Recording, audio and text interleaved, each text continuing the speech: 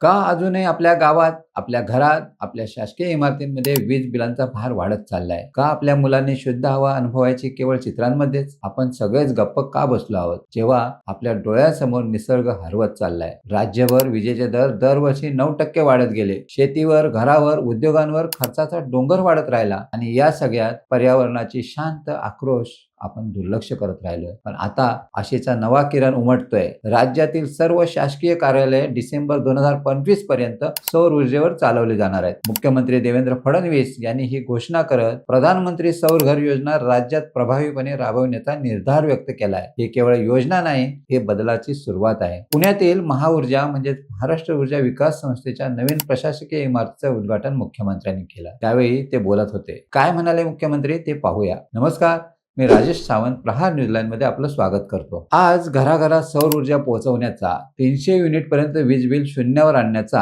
आणि सामान्य माणसाला ऊर्जा स्वावलंबन देण्याचा प्रयत्न सुरू आहे. प्रधानमंत्री सूर्यघर योजना यशस्वी योजना असून या योजनेशी संलग्न असलेली राज्याची योजना सुरू करून पहिल्या टप्प्यात 100 युनिट पर्यंतचे सर्व ग्राहक आणि दुसऱ्या टप्प्यात 300 युनिट पर्यंतचे सर्व ग्राहक सौर ऊर्जेवर आणायचे आहेत. 300 युनिट पर्यंत विजेचा वापर करणाऱ्या ग्राहकांचे विजेचे देयक शून्यावर यावे असा प्रयत्न आहे. ही दोन्ही उद्दिष्ट पूर्ण करण्यासंदर्भात महाऊर्जा हे काम चांगल्या रीतीने करेल असा विश्वास मुख्यमंत्री देवेंद्र फडणवीस यांनी व्यक्त केला आहे. गेल्या 20 वर्षात दरवर्षी विजेचे दर 9% वाढवत आहोत, पण आता 2025 ते 2030 मध्ये दरवर्षी विजेचे दर आपण कमी करणार आहोत असे ते म्हणाले. 2030 पर्यंत राज्यातील 52% वीज अपारंपरिक स्रोतातून निर्माण होईल असा विश्वास आता संकल्पात बदलतोय. आता आपण प्रेक्षक होऊन चालणार नाही, आपणही या बदलाचा भाग व्हायला हवे. घरात सौर ऊर्जा आणा, निसर्गावर प्रेम करायला शिका आणि जिथे शक्य तिथे सौर प्रकाशात चालायला सुरुवात करा. पुण्यात महाऊर्जा ही हरित इमारत उभारली. ती कशी आहे ते आता पाहूया. पुण्यातील औंधमधील महाऊर्जाच्या नवीन इमारतीचं बांधकाम पर्यावरणपूरक करण्यात आलंय.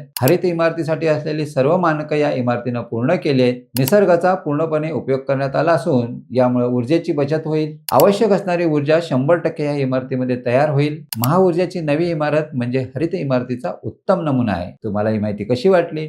कमेंट्समध्ये नक्की कळवा आणि अशाच नवनवीन व्हिडिओ पाहण्यासाठी प्रहार न्यूजलाईन चॅनलला लाईक, शेअर आणि सबस्क्राईब करायला विसरू नका. धन्यवाद.